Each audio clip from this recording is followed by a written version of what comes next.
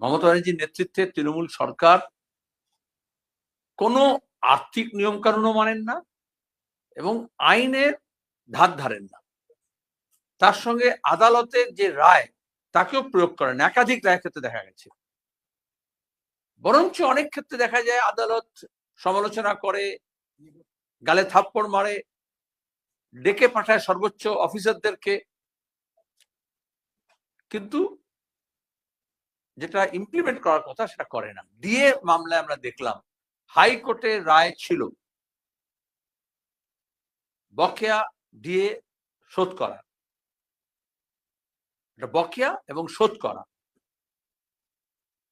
সবসময় বলেন আর্থিকভাবে দুর্বল, একদিকে বলছেন ব্যাপক উন্নয়ন হচ্ছে, ব্যাপক আয় হচ্ছে, ব্যাপক ব্যয় হচ্ছে, কিন্তু দেখা যায় সবসময় এই কান্না করেন যে মরা কান্না, যে টাকা নেই, টাকা দেবো থেকে। এই জন্য নিয়োগ হচ্ছে না নতুন, শিক্ষায় বলুন, স্বাস্থ্যে বলুন, সরকারি দপ্তরে বলুন, পুলিশে বলুন। আর ডিএ জন্য কত আন্দোলন হয়েছে, সরকারি কর্মচারীরা করেছেন, এমনকি যে পুলিশ কর্মীদের দিয়ে উনি ব্যবহার করেন আন্দোলন থামানোর জন্য, সে পুলিশেরও ডিএ বাকি। কিন্তু ফিলোসফিক্যালি তিনি সবসময় বলে এসছেন এটা বাকি নয়, ডিএটা অধিকার নয়। আর যারা আন্দোলন সংগ্রাম করেন, যারা ডিএ যাদের পাওনা, তারা সবসময় বলেন এবং আদালত সেটা বলেছে এটা হচ্ছে পাওনা, এটা তাদের অধিকার। তাহলে ফিলোসফিক্যালি মমতা ব্যানার্জি কর্মচারীদের, শিক্ষকদের, পুলিশ কর্মীদের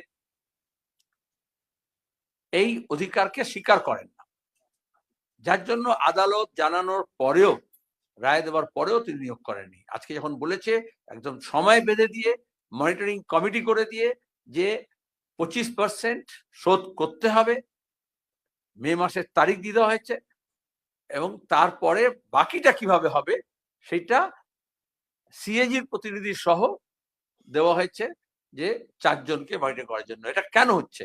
কারণ সরকারি অফিসার, চিফ সেক্রেটারি থেকে শুরু করে ফাইন্যান্স সেক্রেটারি, তারা এই কাজটায় যে আইনকে প্রয়োগ করার জন্য যে কাজটা করার কথা, সরকারকে পরামর্শ দেওয়ার কথা করতে পারেননি, যে মনিটরিং করার কথা করতে পারেননি। এটা অ্যাডমিনিস্ট্রেটিভ ফেলিওর, শুধু ফাইন্যান্সিয়াল দায়িত্ব নেননি তা নয়। এবং সবটা কোর্টকে কেন বলে দিতে হবে, এবং কোর্ট বলার পরেও কেন হবে না? এটা আমি, যারা আন্দোলন সংগ্রাম করেছেন, সরকারি কর্মচারীর নেতৃত্ব, যে কর্মীরা, তার জন্য অনেককে বদলি করা হয়েছে, অনেককে মিথ্যা মামলা দেওয়া হয়েছে, অনেককে সাসপেন্ড করা হয়েছে। আর কথা নেই বার্তা নেই, একেবারে বিজনবাড়ি থেকে আরম্ভ করে কুচবিহার যে কোনো জায়গায় যেখানে ট্রান্সফার করে দিয়েছেন, তাও লড়ে গেলে সুরাহা হয়, এটা তার প্রমাণ। 2, আজকে বিধানসভার অধিবেশনে রাজ্যপাল সরকারের নির্বাচনের জন্য তৃণমূলের যে লিফলেট সেটা পড়েছেন। রাজ্যের যে সমস্যাগুলো সম্মুখীন আছি আমরা, সে ব্যাপারে কোনো উল্লেখ নেই।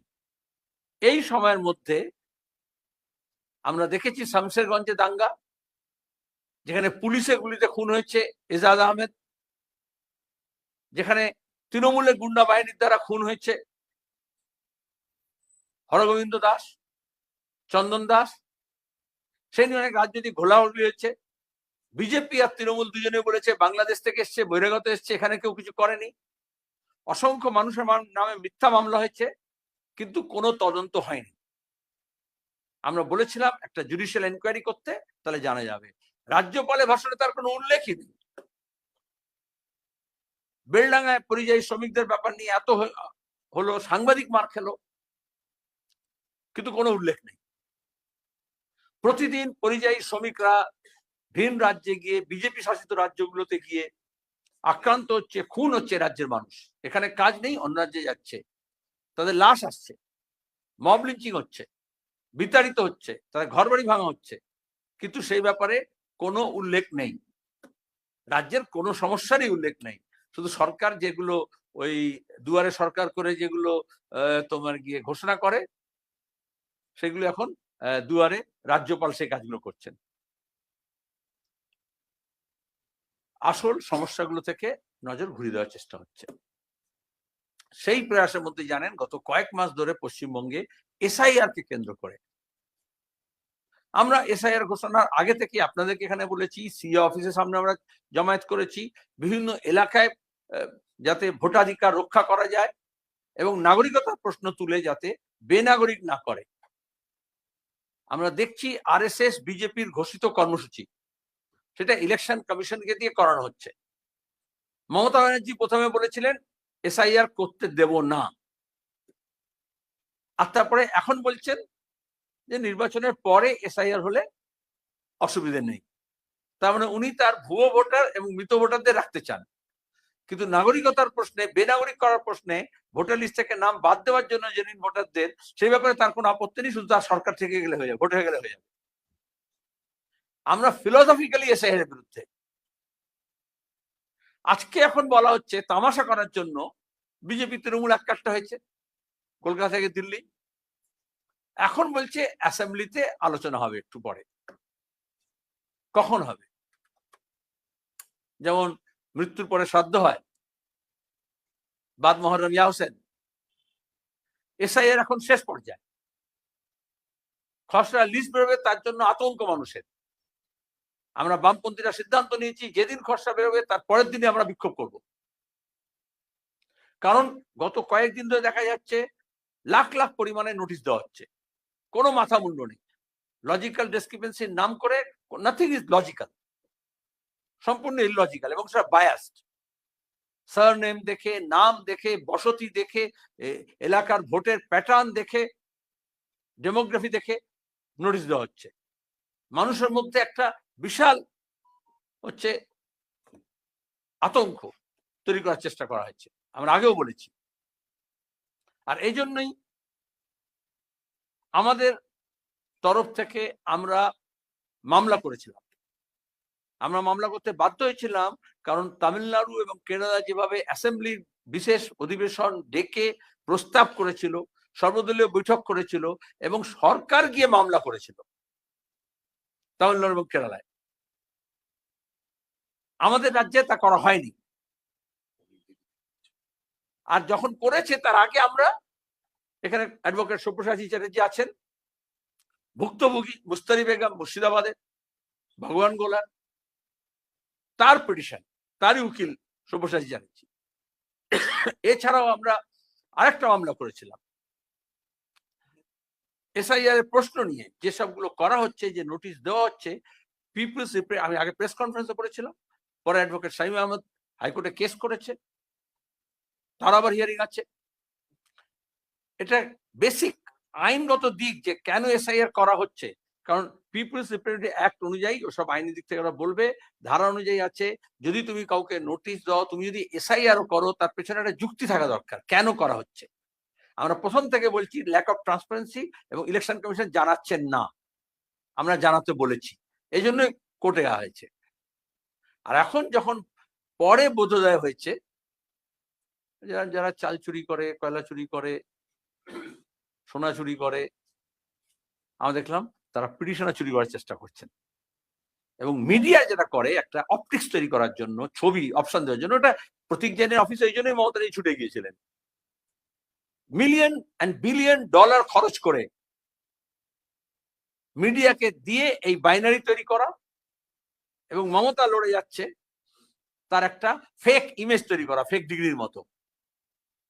কি লড়লেন, কি বললেন, কি দাঁড়ালো, আপনাদের কাছে স্পষ্ট হবে। কবে সব্যসাচী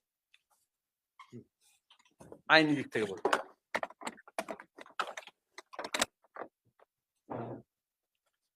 দেখুন, এসআইআর প্রক্রিয়া যখন পশ্চিমবাংলায় চালু হলো, গোটা দেশে চালু হয়েছিল বিহারের পরিপ্রেক্ষিতে, পশ্চিমবাংলায় যখন চালু হলো, আমরা প্রথম কলকাতা হাইকোর্টের একজন আইনজীবী, তিনি জনস্বার্থ মামলা করেন, এবং আপনাদের মনে আছে, আপনাদের মিডিয়াতেও দেখানো হয়েছিল।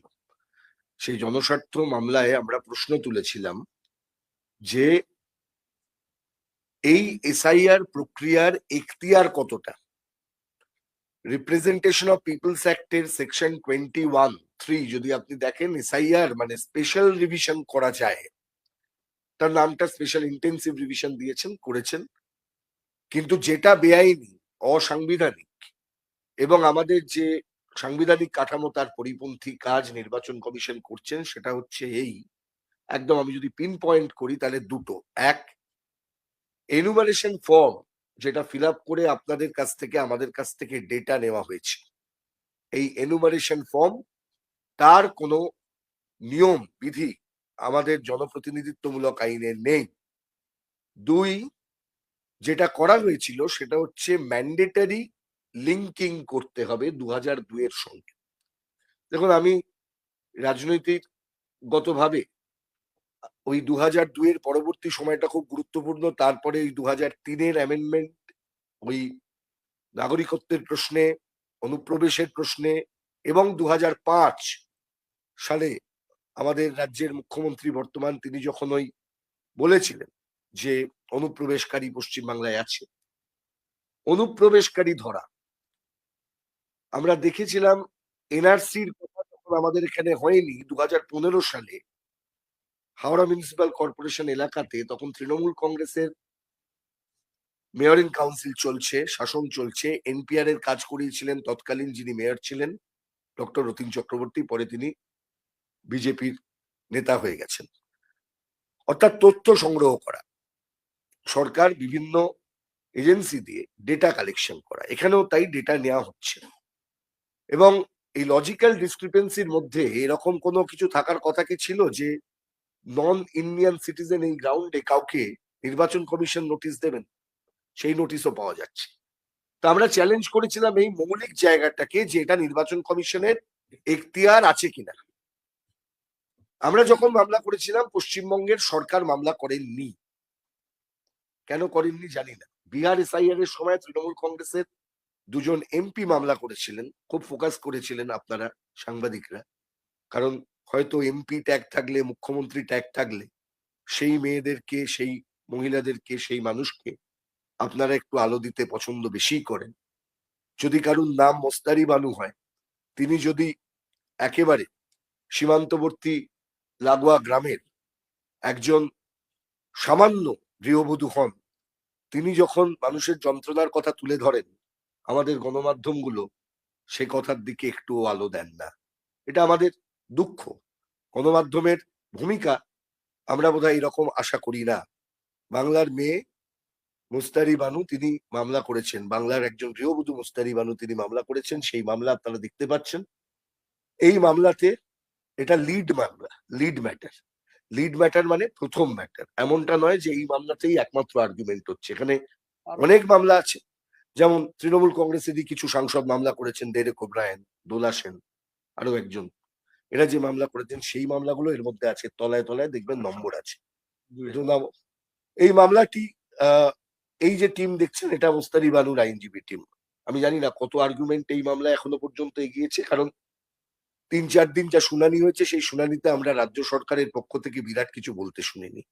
মুখ্যমন্ত্রী এখানে যত গর্জাচ্ছেন, মিছিল করছেন, সুপ্রিম কোর্টে দাঁড়িয়ে সব কটা শুনানির লাইভ স্ট্রিমিং অ্যাভেলেবেল আছে। রাজ্য সরকারের পক্ষ থেকে যারা দাঁড়িয়েছেন, তারা মানুষের কথা কবার সুপ্রিম কোর্টের কাছে তুলে ধরেছেন, এটা একটা প্রশ্ন। হ্যাঁ, এর সাংবিধানিক দিক, সেটার উপর আর্গুমেন্ট চলছে, এবং বিহার এসআইআর এর প্রশ্নে সুপ্রিম কোর্ট ইতিমধ্যেই আর্গুমেন্ট ক্লোজ করেছেন, জাজমেন্ট রিজার্ভ করেছেন। কালকেও আমাদের মহামান্য প্রধান বিচারপতি তিনি ইন্ডিকেট করেছেন বলবার সময়, যখন আমাদের মুখ্যমন্ত্রী ব্যক্তিগতভাবে একটি মামলা করে, ওই যে বললাম আপনারা একজন গৃহবধূকে সেই আলো দেবেন না, এটা আপনারা ডিসাইড করেছেন। এই বাংলার মেয়ে মানে আপনারা একজন মেয়ে যার সঙ্গে মুখ্যমন্ত্রী ট্যাগ থাকবে, যার সঙ্গে এমপি ট্যাগ থাকবে, তাদেরকে দেবেন। বাংলার কোনো সাধারণ মেয়েদের জন্য মিডিয়ার 1 মিনিটেরও সময় নেই আপনার। ঠিক সেই রকম উনি যখন গেছেন ব্যক্তিগতভাবে, উনি একটি মামলা করেছেন, সেই মামলায় ইন পার্সন তাও মুভ করেননি, উনি একজন আইনজীবী নিয়েছেন। কিন্তু আপনারা দেখলাম মিডিয়া বলছেন তিনি হচ্ছেন বিরাট অসামান্যা। ঠিক আছে, কিন্তু মোস্তারু বানু তিনি যে প্রশ্নগুলো তুললেন, আজকে যারা এই এই এই তথ্যগুলোকে নিয়ে গিয়ে আমাদের সাধারণ মানুষকে নন সিটিজেন করার ভয় দেখাচ্ছে, বহু জায়গায় এটা অনেকে ভাবছেন বিজেপি, তথ্য আছে, প্রমাণ আছে, তৃণমূলের নেতারা বিভিন্ন জায়গায় তারা এই নন সিটিজেন করার জন্য কমপ্লেন দিয়ে দিচ্ছেন, এবং নির্দিষ্ট ধর্ম বেছে, নির্দিষ্ট মানুষ বেছে তাদেরকে টার্গেট করে একটা আতঙ্ক সৃষ্টি করার চেষ্টা করা হচ্ছে গ্রামগুলোতে। কোথাও কোথাও এরকম তালিকা ঝুলিয়ে দিয়ে আসা হচ্ছে তালিকা দেওয়ার কোথায় প্রভিশন আছে? নোটিশ ছাড়া কিছু করতে পারে নির্বাচন কমিশন? কয়েকটি গ্রামের তালিকা ঝুলে এসছে নন সিটিজেন। ইন পার্সন নোটিশ দিতে হয়। তাহলে এই যে পরিস্থিতিটা তৈরি হয়ে যাচ্ছে, আমরা এই মামলাটি করেই কথা বলবার চেষ্টা করেছিলাম। আমরা আপনাদের কাছে এটা বলবার, এই মামলার ভিত্তি কি? ভিত্তি হচ্ছে এটাই, আচ্ছা আপনারা জানেন আপনার বিএলওদের তালিকা কোথাও অ্যাভেলেবেল আছে? যে কারা কারা বিএলও, কারা আপনার বিচার করবেন? এই যে বারবার কথা হচ্ছে লজিক্যাল ডিসক্রিপেন্সি কি? আচ্ছা রিলেটিভ, আপনাদের রিলেটিভের নাম চেয়েছিল এনুমারেশন ফর্ম ফিল আপ করার সময়, রিলেটিভ ডিফাইন করা ছিল, কে রিলেটিভ, কাকে রিলেটিভ বলা হবে? তাহলে এর ভিত্তিতে তো আপনি সিদ্ধান্ত নিচ্ছেন, প্রাথমিক যে মতামত আপনি তৈরি করছেন এবং নোটিশ দিচ্ছেন। এই বিপদ নিয়ে কিন্তু বাংলার গণমাধ্যম মানুষকে আতঙ্কিত করার জন্য আপনারা ভূমিকা পালন করেছিলেন, কারুর অপটিক্স তৈরি করার মাধ্যমে, কারুর বেসিক পার্সোনাল ইমেজ বিল্ডিং করার জন্য আপনারা নিয়োজিত ছিলেন, কিন্তু সাধারণ বাংলার কণ্ঠ একজন সাধারণ মহিলা মুস্তারিবান আপনারা দেখতে পাবেন। আসলে যে পিটিশনার এর ক্লায়েন্ট বাংলার আসল মেয়ে, পরিযায়ী শ্রমিক নেতার স্ত্রী ভগবান গোলা মুর্শিদাবাদ সুপ্রিম কোর্টে পিটিশন দাখিল করেন। সাউন্ডটা দাও। তার তো পয়সা নেই, সরকারি পয়সা দিয়ে গিয়ে সুপ্রিম কোর্টে পৌঁছবে?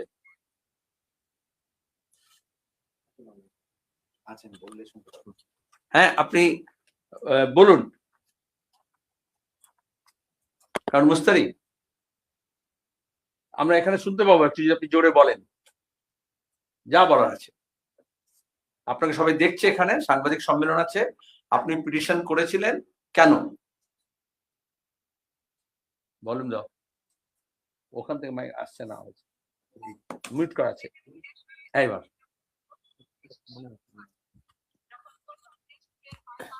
ওনার ওখানে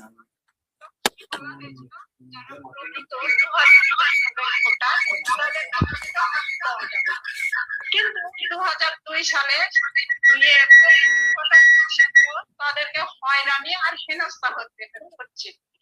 এভাবে আমি ভাবলাম যে এটার বিরুদ্ধে কিছু করার দরকার, তাই আমি একটা পার্টি এবং হচ্ছে ইউনিয়নের মানে সব্যসাচীদার আর কিরণের সহযোগিতায় আমি একটা মানে কমিশনের বিরুদ্ধে হচ্ছে কেস করি।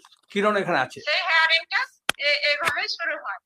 তারপরে এই তো আমি একটা মানে উদাহরণ দিতে চাইছি যে হচ্ছে তো 2002 সালে আমিও মানে ভোট দিয়েছি, তার সত্ত্বেও আমার হচ্ছে এসছে মানে আমার আবার হচ্ছে নোটিশ এসছে যে হচ্ছে আমার বাবা মায়ের বয়সের থেকে 15 বছর ডিস্টেন্স, কিন্তু অথচ আমার বাবার থেকে আমি 27 বছর এবং মায়ের থেকে 22 বছরের মানে আমার ডিস্টেন্স। এটা ভুলভাল। এটা কি হচ্ছে দেশে? এই বিজেপি আর হচ্ছে এই তৃণমূল দুজনে একটা কঠোর কেস করতে চাইছে আর মানুষকে হয়রানি স্বীকার করছে। এই যে সংখ্যালঘুদেরকে এতে বেশি হেনস্থা হতে হচ্ছে। এর বিরুদ্ধে আমি একটা করি। আর এই যে যারা পরিযায়ী শ্রমিক, যারা পরিযায়ী শ্রমিক, হাজার পরিযায়ী শ্রমিক আমাদের এই মুর্শিদাবাদ এবং মালদা বিশেষ করে এই বিদেশে যাচ্ছে, বিদেশে যে আজকে পৌঁছার জন্য আবার বলছে আমাদের নোটিশ এসেছে, আবার তাদেরকে হয়রানি আসতেছে, কেউ মারা যাচ্ছে এর ফলে, কেউ আবার হয়রানির শিকার হয়ে যাচ্ছে, ভয় আতঙ্কে তারা ক্ষতিগ্রস্ত হচ্ছে, অনেক ক্ষতিগ্রস্ত হচ্ছে। এটার বিরুদ্ধে আমি এর বিরুদ্ধে অনেক মানে ভাবার পরে আমি এই কেসটা করি। হচ্ছে আমার এই কেসটা আজ হয়তো সফল হতে চলেছে। আর আমি বলতে চাইছি যে যারা প্রকৃত ভোটার মানে 2002 সালে যারা, তাদেরকে নির্ণয় করার দায়িত্ব হচ্ছে কমিশন। যারা প্রকৃত, তারা যাতে একটাও বাদ না যায় সেই ব্যবস্থা কমিশনারকে করতে হবে। আর হচ্ছে এই বিজেপি আর এই তৃণমূলের যারা এরা কঠোর কেস করতে চাইছে তাদের বিরুদ্ধে একটা আইনি ব্যবস্থা নিতে হবে। এটাই আমার বলার বক্তব্য। ঠিক আছে, ধন্যবাদ মুস্তারি বেগম। দরকার হলে সুপ্রিম কোর্টে যেতে হবে, আমরা ব্যবস্থা করব।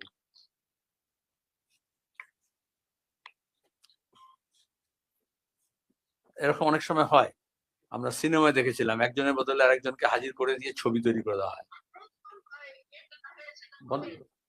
ঠিক আছে, এটা যা বলার স্পষ্ট করে বলেছে। আমি অ্যাডভোকেট সব্যসাচীকে এবং কিরণকে, কিরণ এখানে আছে, পেশেন্ট আছে, হ্যাঁ, ওরা টিম আছে যারা এটাকে পিটিশনটা তৈরি করে ওখানে জমা দিচ্ছিল এবং সুপ্রিম কোর্টে অ্যাকসেপ্ট করেছিল। তারপর অনেকেই কোঅপারেশন হতে পারে বা কেসগুলোকে একসময় বাঞ্চ করে নেওয়া হয়, সেটা আপনারা জানেন।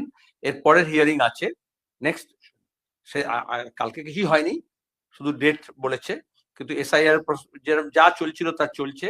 এই হয়রানির প্রশ্নে যেটা বলেছে গুরুত্বপূর্ণ, আমাদের কাছে এরকম তথ্য আছে। গতকাল হাওড়ায় হয়েছে, শিবপুরে নোটিশ দিয়েছে, গোটা রাজ্যে বিজেপি দিচ্ছে। এই যে বিজেপি কে আর তৃণমূলকে তফাৎ খুঁজে পাওয়া যায় না, সে নোটিশগুলো আমাদের কাছে আছে। তাহলে এই যে হয়রানি করছে ইলেকশন কমিশন,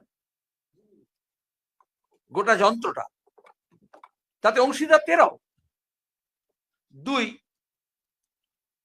ঠিকই সরকারি অফিসাররা ইলেকশন কমিশনের এখতিয়ারে থেকে কাজ করেন, কিন্তু বারবার আমরা বলছি বিডিও থেকে, ডিএম থেকে, এসডিও থেকে, যে সরকারি তন্ত্র, আমলাতন্ত্র, মমতা ব্যানার্জি তাদেরকে এমন জহুজুরে পরিণত করেছেন, দলদাস করেছেন, যে তাদের মেরুদণ্ড ভেঙে গিয়েছে। কিছু সৎ অফিসার আছেন, কিছু ভালো অফিসার আছেন, এবং দলদাস হওয়াতে কি হচ্ছে,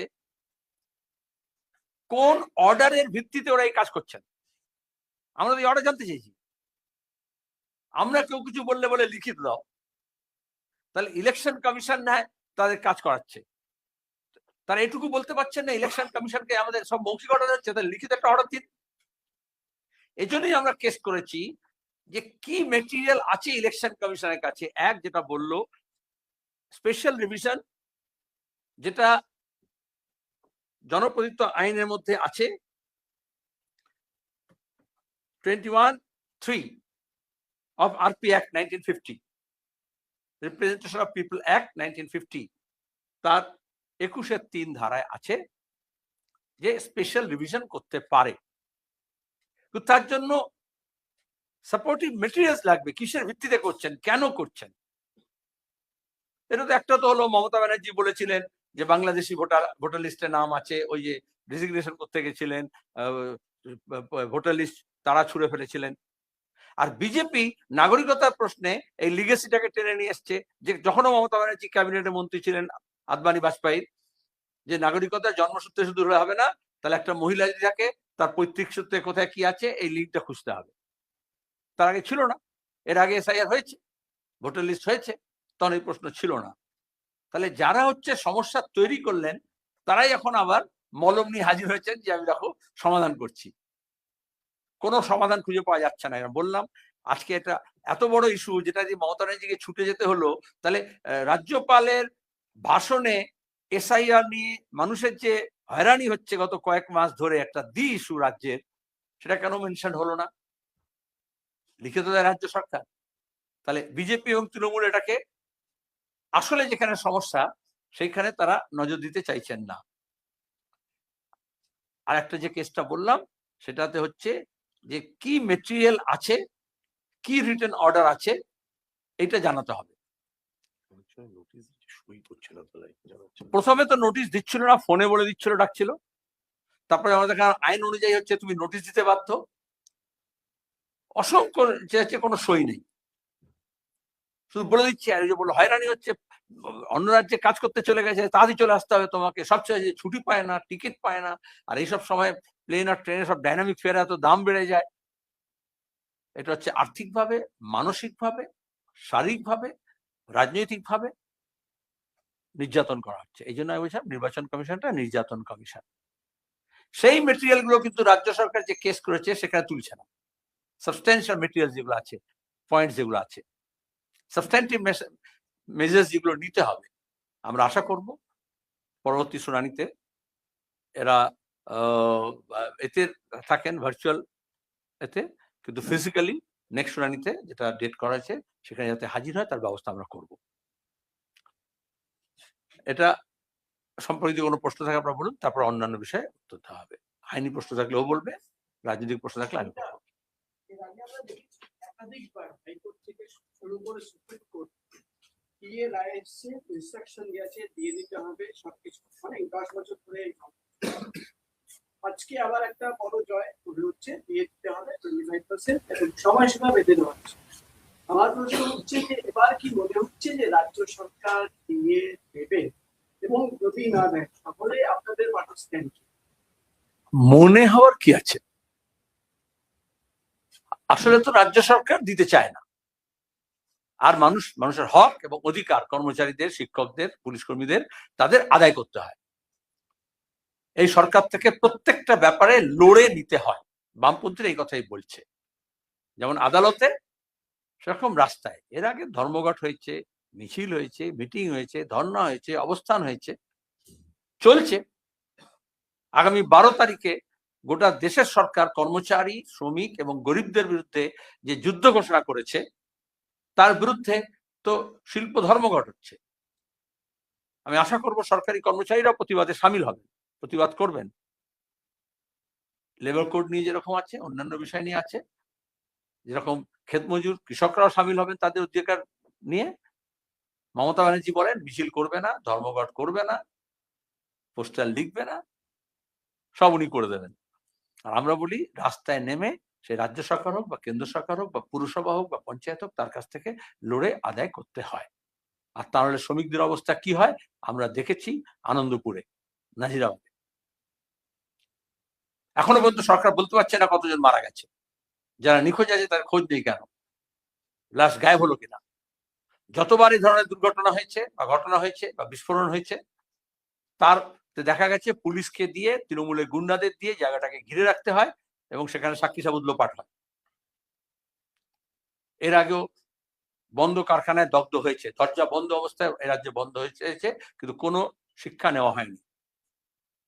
আর এই রামসা কনভেনশনের মধ্যে দাঁড়িয়ে আমরা সেখানে চুক্তিবদ্ধ যে পূর্ব কলকাতার ওয়েটল্যান্ড, জলাভূমি বোঝানো যাবে না। কিন্তু যেভাবে বালি পাচার হচ্ছে, যেভাবে কয়লা পাচার হচ্ছে, সেইভাবে এখানে জমি পাচার হচ্ছে। পুকুর বোঝানো হয়েছে, এখন জলাশয় বুঝিয়ে করা হচ্ছে। এবং যদি কোনো সাংবাদিক খেতে দেওয়া হচ্ছে না, 24 ঘন্টা কোনো খবর করা হয়নি।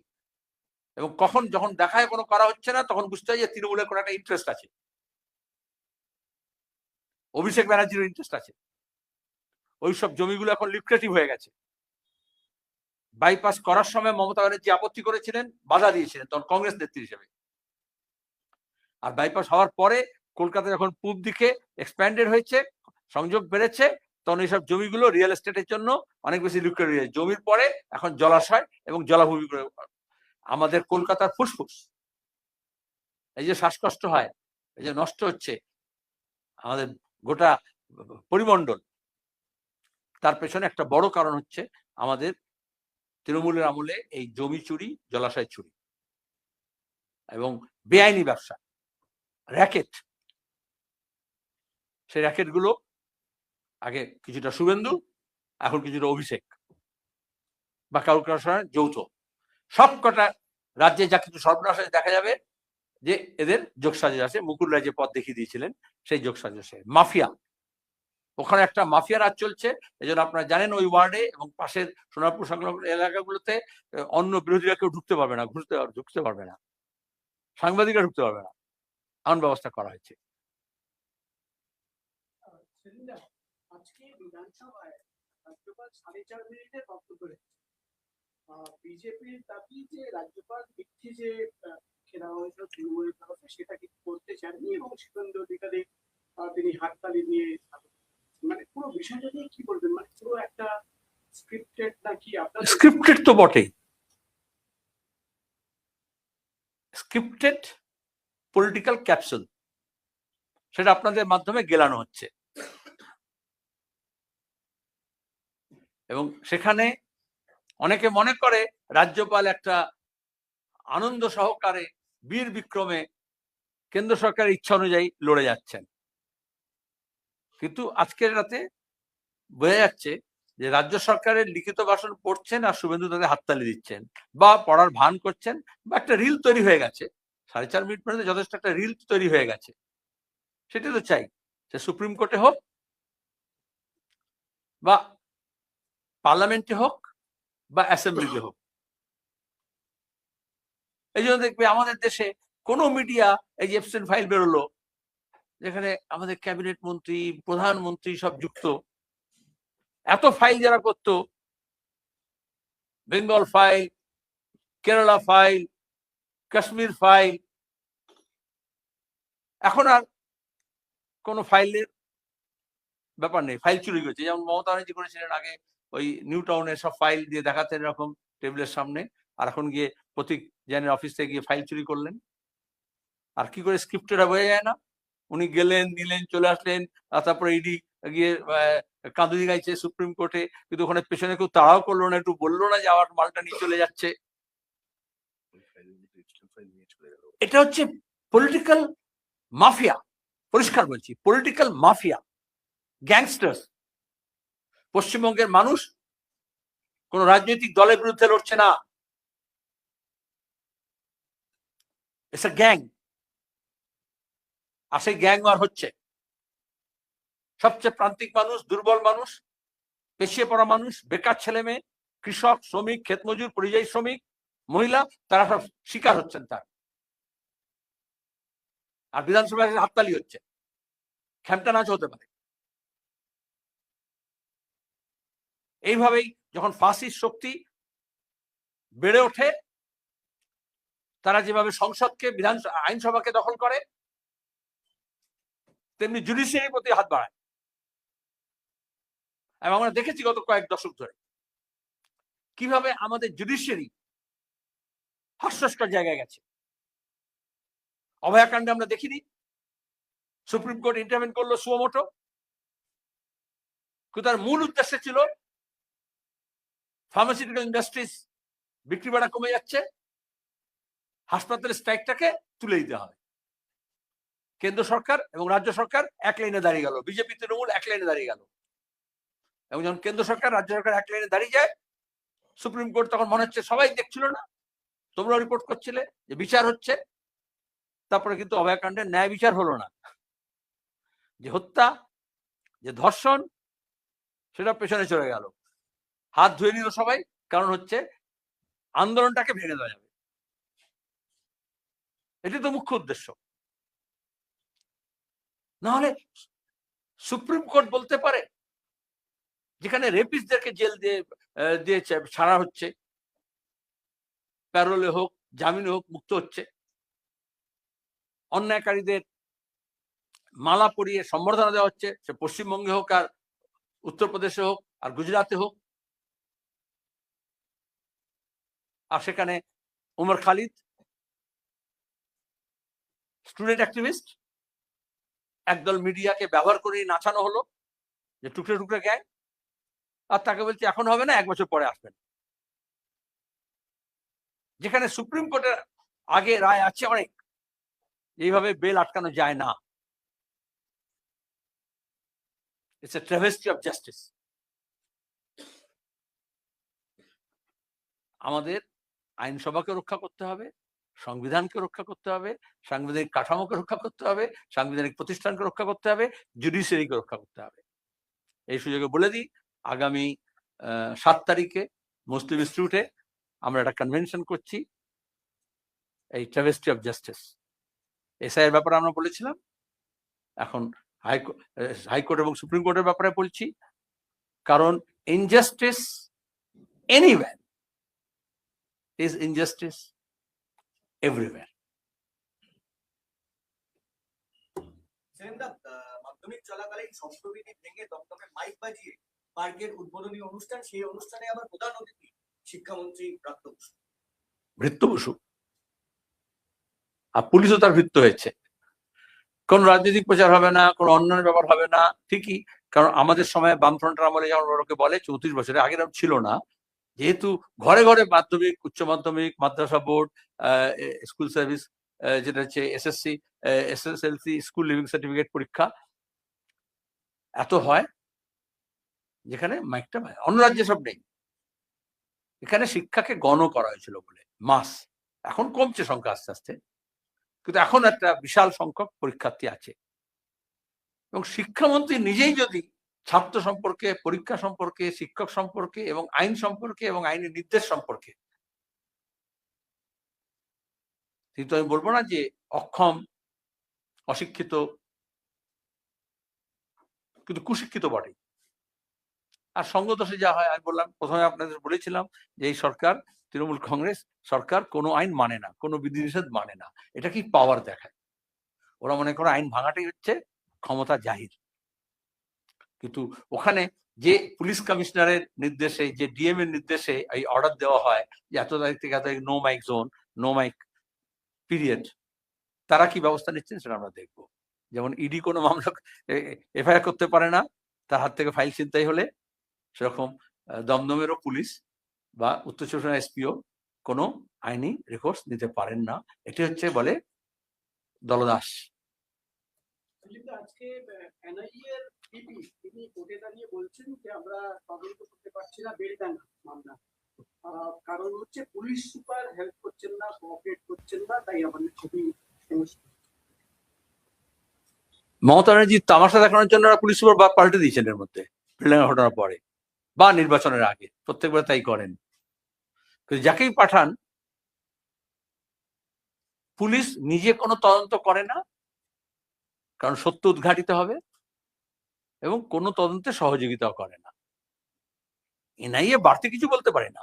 এনআইএ তো যখন কলকাতায় দাঙ্গা হওয়ার মতো পরিস্থিতি হলো এক সময়, তোমার মনে আছে, এনআইএ তদন্ত হচ্ছিল, কত লোককে নোটিশ দিল, কত লোককে ধরপাকড় করার চেষ্টা করলো, তারপরে কি হলো, কি রায় বেরোলো মনে আছে? খিদিরপুর এলাকায়, ভূকৈলাস এলাকায় যখন দাঙ্গা পরিস্থিতি তৈরি হয়েছিল। গত এক দশকে এনআইএ তদন্তে কোনটা কি বেরিয়েছে আমাদের রাজ্যে? এনআইএ একটা প্রেস্টিজিয়াস ইনস্টিটিউট তৈরি করা হয়েছিল। আর কি অসময়ে তাহলে প্রতিষ্ঠান বলো যে খুব ভালো, ওদের করতে দিচ্ছে না। আমরা তাপস রাজেশের খুন উত্তর দিনাজপুরে, সেই নিয়ে ভাষা এবং ধর্মের নামে দাঙ্গা বিজেপি আর তৃণমূলের, তারপরে দাঁড়িয়ে 2019-এর ভোট মনে আছে তোমাদের ইসলামপুরে, তারপরে সিআইডি সিবিআই সব তদন্ত করবে, কোন তথ্য বেরোলো? ধামা চাপা দেওয়াটাই হচ্ছে কেন্দ্র এবং রাজ্য সরকারের এজেন্সিগুলোর কাজ।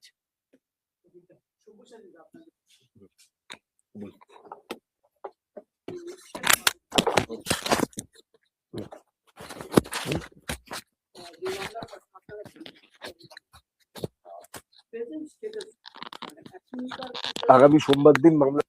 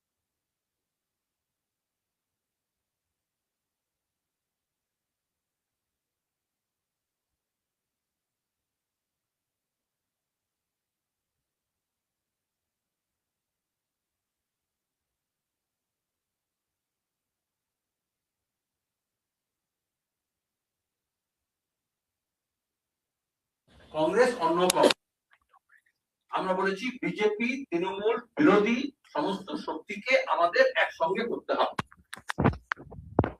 বাংলাকে বাঁচাতে হবে। আর তাদেরকে যারাই আসুক তাদেরকে বিজেপি এবং তৃণমূল সম্পর্কে তাদের অবস্থান স্পষ্ট করতে হবে, তাদেরকে জিজ্ঞেস করতে হবে। আর 3 হচ্ছে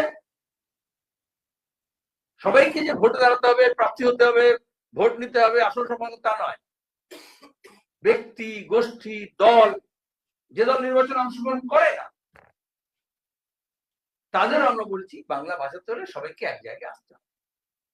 একটা নয়া ফাঁসিবাদী আক্রমণ হচ্ছে, এখানে আরএসএস তৃণমূলের মুখোশ পরে কাজ করছে, সেখান থেকে রাজ্যকে বাঁচাতে হবে। তার সংস্কৃতি, তার শিল্প, তার সাহিত্য, তার ভাষা, তার কৃষি, তার ব্যবসা বাণিজ্য, তার কাজকর্ম, তার ঐতিহ্য, তাকে রক্ষা করতে হবে, তার ইতিহাস এবং ভবিষ্যৎকে রক্ষা করতে হবে। সেখানে কংগ্রেস ঠিক করবে তারা তাদের অবস্থান কি হবে, অন্য সব দল ঠিক করবে। আমরা সবার সঙ্গে কথা বলছি। আমাদের যখন বলেছে যে প্রদেশ কংগ্রেস নয়, নিচের তলার কংগ্রেস কর্মীরা ঠিক করবে, আমরা বলেছি নিচের তলার কংগ্রেস কর্মীদের সঙ্গে কথা বলবো, কোনো অহমিকা নেই। ব্লক পর্যায়ে, বুথ পর্যায়ে, জেলা পর্যায়ে যারা আছেন আমরা বলেছি ব্যক্তি, গোষ্ঠী, দল সবার সঙ্গে কথা বলবো। বিভিন্ন সংবাদ মাধ্যম দাবি করছে, বিভিন্ন সংবাদ মাধ্যমে দাবি করছে, গতকাল সম্পাদক মন্ডলী বৈঠকের পরে যে গতকাল বৈঠক ছিল, সেখানে হুমায়ুন কবির প্রসঙ্গ নিয়ে অনেকে অসন্তুষ্ট। আচ্ছা, সংবাদ মাধ্যমগুলো আমাদের খবর জানবে কি করে? আগে প্লিজ উত্তর দিতে একটা প্রশ্ন, তা বলবে প্রশ্ন উত্তর দিল না। আচ্ছা, আপনি যেটা বললেন যে সবাইকে একটা প্ল্যাটফর্মে আনতে হবে, মানে যারা তৃণমূল বা বিজেপি, তো এই সবাইয়ের মধ্যে হুমায়ুন কবির বা তার দল আছে কি? প্রথমত এটা অ্যাডিশন নয়, সেপারেট কোয়েশ্চেন। এটা মূল যেটা কোয়েশ্চেন হচ্ছে আমাদের সংগঠন সম্পর্কে। আগে কিছু সাংবাদিকদের এই পারদর্শিতা বা কন্ট্যাক্ট ছিল, যারা বিভিন্ন দলের মধ্যে কি ঘটছে না ঘটছে সেগুলো খোঁজ খবর রাখার চেষ্টা করতো বা রাখতো, বা সেই বিশ্বাসযোগ্যতা ছিল। এখন তোমাদের উপর এই দোষটা চাপে, সেটা তোমাদের নেই। এই জন্য আমাকে জিজ্ঞেস করছো কংগ্রেস কি ভাবছে, এই জন্য আমাকে জিজ্ঞেস করো যে সিপিএম কি ভাবছে। তখন এই ভাবা আমার ছিল না। সবে বইমেলা শেষ হলো তো, বাংলার মিডিয়া যারা হচ্ছে সংবাদ মাধ্যম এসব করছে, তারা খবর না ছেপে বা টেলিভিশনে খবর না পড়ে তারা ফিকশনের বই বার করতে পারতো, বইমেলা ভালো চলতো। পরবর্তী বইমেলার জন্য প্রস্তুত হও। এখন থেকে সব ফিকশন, গাল গল্প যারা লেখে, বেশিরভাগটা সাংবাদিক তো নয়, সাহিত্যিক বটে, তাদেরকে এঙ্গেজ করে এ কাজটা করা যায়। এক যে হচ্ছে সিপিআইএম একটা বিধানসভা নির্বাচনের আগে সাংগঠনিক প্রস্তুতি, দায়িত্ব ভাগ বন্টন করছি, সেখানে আমরা কোনো ব্যক্তি নিয়ে আলোচনা করি না, কোনো ব্যক্তিগত বিষয় নিয়ে আলোচনা হয়। যারা কমিউনিস্ট পার্টি জানে, সিপিআইএম জানে, কিন্তু যেহেতু গল্প লিখতে হবে, ধারা আছে, সেই ধারাকে বহন করতে হবে, সেজন্য যে সূত্রগুলো আছে, যদি মনে করে, অনেক সময় বলে না দলীয় সূত্রে জানা গেল, আলিপুরের সূত্রে জানা গেল, সম্পাদক মন্ডলীর সদস্য সূত্রে জানা গেল, কেন্দ্রীয় কমিটির সদস্য সূত্রে জানা গেল, সেগুলো ঠিক করতে হবে। তোমাদের খবরের ধার কমে যাচ্ছে কারণ তোমরা উধার করছো, কিন্তু উধার করতে হলে, ধার নিতে হলে সেগুলোরও ক্রেডিবিলিটি দরকার হয়। যে সোর্স থেকে নাও, সে ব্যাংক থেকেই নাও, মহাজন থেকেই নাও, আর রাজনীতিবিদদের কাছ থেকেই নাও, আর বিশেষজ্ঞ পুরনো সাংবাদিক হয়ে যায়, যারা আজকাল তো বেশিরভাগটা কনসালটেন্ট হয়ে যায়, পরে এমএলএ, এমপি, রাজ্যসভা মেম্বার হয়, যারা রিটায়ার করে সাংবাদিকদের, তাকে পোষা হয়, নবান্ন থেকেও পোষা হয়, আর আমরা দেখেছি যে হোম মিনিস্ট্রি থেকেও পোষা হয়, তারা পোষ্য হয়। তারা বিভিন্ন ভাষ্য এবং ন্যারেটিভ তৈরি করে, এতক্ষণ বুঝতে গেল গল্প বলার এই জন্যে, কারণ মিডিয়াকে কিছু মুখরোচক খবর তৈরি করতে হয়, সেখানে কিছু চরিত্র আগে থেকে ঠিক করা আছে, সেই চরিত্রের বাইরে কোনো চরিত্র যদি উপস্থিত হয়, তখন তোমাদের মধ্যে হিন্দি में বলতে হয় হরকম बच जाता है, আর বাংলায় বলবে তাহলে হৃদকম্প হয়ে যায়। ফিক্সড আছে, শ্রমিক, শুভেন্দু, ক্যারেক্টার গুলো তোমরা আগে ঠিক করে নিয়েছো। তারপরে হচ্ছে কি সুকান্ত, নামটা ভুলে যাওয়া মাঝে মধ্যে, দিলীপ ঘোষ, মমতা, অভিষেক, এখন আবার পার্থ ফিরে এসছে। হ্যাঁ, ব্যাস এগুলো তোমাদের মধ্যে গড়ে উঠবে। এর বাইরে কোনো চরিত্র যদি স্ক্রিপ্টের বাইরে চলে আসে তখন তোমাদের স্টোরি লাইন হারিয়ে যায়। এই ঘটনা দেখা গেল স্টোরি লাইন হারিয়ে গেছে। কিন্তু আমার ভালো লেগেছে গত দুটো নির্বাচন, 19-এ, 21-এ এবং 24-এ, তিনটে নির্বাচন, জানুয়ারি মাস থেকে মিডিয়া থেকে সিপিএম উধাও, সোশ্যাল মিডিয়া থেকে উধাও। এটা পুরো এবিসিডি জার্নালিজম আজকে আমাদের দেশে। এ হচ্ছে অ্যাভয়েড, একদম ছোড়ো, হটপটের মতো ছেড়ো। বি হচ্ছে ব্ল্যাকআউট, তাও আমরা জমায়েত করি, মিছিল করি, বাংলা ভাষা যাত্রা করি, আন্দোলন করি, লোকজন নেমে যাবে, হইচই হবে, তাহলে ব্ল্যাকআউট বি। আর তা নাহলে সি, কনকক্টেড। বাংলা বলবো কনকক্টেড, যেটা তোমরা করে থাকো আর কি, বানানো গল্প, যেটা আমি বললাম ফিকশন লিখতে হয়। সবটা এই জন্যই হয় যে আসলে ডি, এটা পরবর্তীকালে বললে তোমার এখন খারাপ লাগে। ওই দিয়ে না যেটা মমতা দিতে চাইছে না, কারণ মিডিয়া একটা বাড়তি ডিয়ারনেস অ্যালায়েন্স পায় in the form of advertisement, in the form of gifts, এবং এটা মমতা ব্যানার্জি রাজনীতি করার এবং গোটা দেশে বিজেপিটা করার পরে এইভাবে মিডিয়া হাউস গুলোকে, তোমাদের না, সাংবাদিকদের পার্মানেন্ট চাকরি চলে গেছে, দিয়ে বোনাস, ছুটি ছাটা, ওয়েজ বোর্ড আগে ছিল, তোমার শোনো এখন তো একসময় বাচ্চা, হ্যাঁ হ্যাঁ হ্যাঁ, নানা রকম ওয়েজ বোর্ড হতো, গোটা দেশে ওয়েজ বোর্ড তৈরি করা হতো জার্নালিস্টদের জন্য, মিডিয়া কর্মীদের জন্য। এখন সব উঠে গেছে, এই জন্য বামপন্থীরা লড়াই করছে। তখন উঠে যাওয়ার ফলে কি হয়, কিছু যেমন উপরি কিছু ব্যবস্থা করা হয়, আর তখনই এই এবিসি করতে হয়।